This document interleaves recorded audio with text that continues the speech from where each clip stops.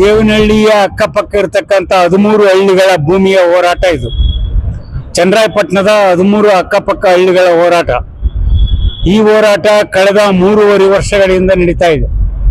1777 ಎಕರೆ ಭೂಮಿಯನ್ನ ಕೈಗಾರಿಕೆ ಉದ್ದೇಶಕ್ಕಾಗಿ ಆಕ್ಯುಪೈ ಮಾಡಿರ್ತಕ್ಕಂಥ ಸರ್ಕಾರದ ವಿರುದ್ಧ 3.5 ವರ್ಷಗಳ ಕಾಲ ದೀರ್ಘ ಹೋರಾಟದಲ್ಲಿ ಈಗಿನ ಕಾಂಗ್ರೆಸ್ ಸರ್ಕಾರ ರಚನೆ ಹಾಕೋ ಮುಂಚೆ ಚುನಾವಣೆ ಸಂದರ್ಭದಲ್ಲಿ ಈಗಿನ ಮುಖ್ಯಮಂತ್ರಿಗಳು ಆಗಿನ ವಿರೋಧ ಪಕ್ಷ ನಾಯಕರಾಗಿರ್ತಕ್ಕಂಥ ಸಿದ್ದರಾಮಯ್ಯರ ಆದಿಯಾಗಿ ಎಲ್ಲರೂ ಕೂಡ ಫಲವತ್ತಾದ ಭೂಮಿಯನ್ನ ಕೈಗಾರಿಕೆ ಉದ್ದೇಶಕ್ಕೆ ಬಳಸುವ ಉದ್ದೇಶ ಇಲ್ಲ, ಆ ರೀತಿ ಯಾವುದೇ ಸರ್ಕಾರ ಮಾಡಿದ್ರು ನಮ್ದು ಬೆಂಬಲ ಇಲ್ಲ, ನಾವು ನಿಮ್ಮ ಪರವಾಗಿ ಇರ್ತೀವಿ ಅಂತಕ್ಕಂಥ ಮಾತನ್ನ ಹೇಳಿದ್ವಿ.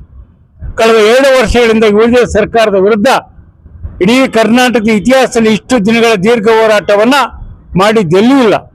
3.5 ವರ್ಷಗಳ ಕಾಲ ದೀರ್ಘ ಧರಣಿ ಮಾಡಿರ್ತಕ್ಕಂಥ ರೈತರಿಗೆ ಬೇಸತ್ತು ಸಮಗ್ರ ಕರ್ನಾಟಕದ ಸಂಯುಕ್ತ ಹೋರಾಟ ಕರ್ನಾಟಕ ಹಾಗೂ ಇತರೆ ರೈತ ಸಂಘಟನೆಗಳು, ದಲಿತ ಸಂಘಟನೆಗಳು, ಕಾರ್ಮಿಕ ಸಂಘಟನೆಗಳು ಸಮಗ್ರ ಸೇರಿ ಸರ್ಕಾರಕ್ಕೆ ಸಂಘರ್ಷ ಮಾಡಲಿಕ್ಕೆ ನಿಂತಿರತಕ್ಕಂಥದ್ದು.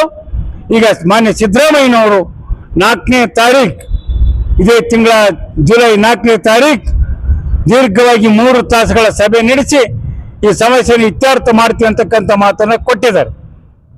ಮಾಡಿದ್ರೆ ಭಾರಿ ಒಳ್ಳೆಯದು, ಮಾಡದಿದ್ರೆ ಇಡೀ ಕರ್ನಾಟಕದ ಸಮಸ್ತ ರೈತರು, ದಲಿತರು ಎಲ್ಲರೂ ಸೇರಿ ಈ ಸರ್ಕಾರದ ವಿರುದ್ಧ ತೀವ್ರವಾದ ಪ್ರತಿಭಟನೆಗಳನ್ನು ನಡೆಸತಕ್ಕಂಥ ದಿನಗಳು ಬರ್ತವೆ ಅಂತಕ್ಕಂಥ ಎಚ್ಚರಿಕೆಯನ್ನ ರಾಜ್ಯ ಸರ್ಕಾರಕ್ಕೆ ಈ ಮೂಲಕ ಕೊಡ್ತಾ ಇದ್ದೀವಿ.